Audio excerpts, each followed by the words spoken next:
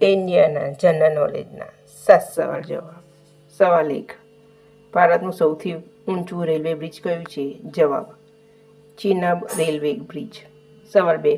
ભારતમાં પ્રથમ સોલાર ગામ કયું બન્યું? જવાબ મોઢેરા ગામ, ગુજરાત. સવાલ 3.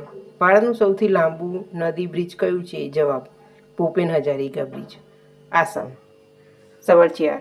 ભારતમાં 112 નંબર કયા માટે છે? જવાબ all in one emergency helpline. સવાલ 5. ભારતનું પ્રથમ બુલેટ ટ્રેન પ્રોજેક્ટ કયા શહેર વચ્ચે છે? જવાબ મુંબઈ અમદાવાદ. સવાલ 6. ભારતમાં સૌથી મોટું મીઠું રણ કયું છે? જવાબ રણ ઓફ કચ્છ, ગુજરાત. સવાલ 7.